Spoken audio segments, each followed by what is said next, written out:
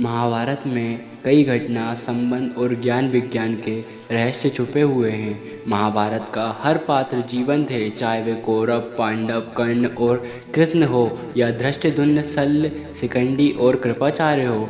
महाभारत सिर्फ योद्धाओं की गाथाओं तक सीमित नहीं है। महाभारत से जुड़े श्राप, वचन और आशीर्वाद में भी रहस्य छिपे हैं। आओ जानते हैं कि ऐसे कौन कौन से रहस्य महाभारत में छिपे हुए हैं। महाभारत और उससे जुड़े रहस्यों का एक अद्भुत आलेख। दावा है कि आप निश्चित ही चौंक जाएंगे। नमस्कार दोस्तों, आपका स्वागत है हमारे YouTube चैनल कलयुग दुनिया में। अगर दोस्तों अभी तक आपने हमारे चैनल को सब्सक्राइब नहीं किया हो तो चैनल को सब्सक्राइब करें।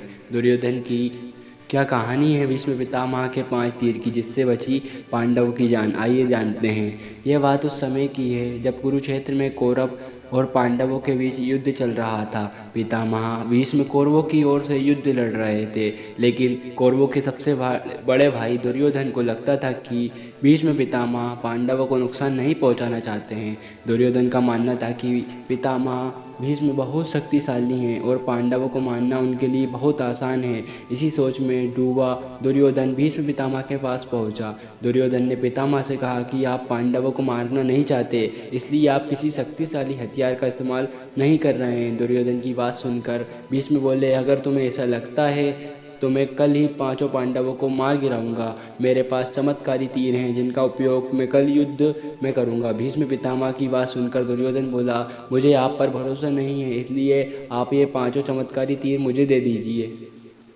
मैं इन्हें अपने कमरे में सुरक्षित रखूंगा। भीष्म ने वो 5 तीर दुर्योधन को दिए और दूसरी ओर श्री कृष्ण को इस बात का पता चल गया। उन्होंने अर्जुन को इस बात की जानकारी दी। अर्जुन ये सुनकर घबरा गया और सोचने लगा कि इस मुसीबत से कैसे बचा जाए। श्री कृष्ण ने अर्जुन को याद दिलाया कि एक बार तुमने दुर्योधन को गंधर्वों से बचाया था। तब दुर्योधन ने तुमसे कहा था कि इस एहसान के बदले तुम भविष्य में मुझसे कुछ भी मांग सकते हो। यह सही समय है, तुम दुर्योधन से वो 5 चमत्कारी तीर मांग लाओ। इसी तरह तुम्हारी और तुम्हारे भाइयों की जान बच सकती है। अर्जुन को श्री कृष्ण की सलाह बिल्कुल सही लगी। उसे दुर्योधन का दिया वचन याद आ गया। ऐसा कहा जाता है कि उस समय सब अपने दिए गए वचन जरूर निभाते थे। वचन तोड़ना नियम के खिलाफ माना जाता था। अर्जुन ने जब दुर्योधन को उसका दिया वचन याद दिलाया और 5 तीर मांगे तो दुर्योधन मना नहीं कर सका। दुर्योधन ने अपना वचन निभाया और वो तीर अर्जुन को दे दिए। इस तरह श्री कृष्ण ने अपने भक्त पांडवों की रक्षा की और महाभारत के युद्ध में विजयी हुए।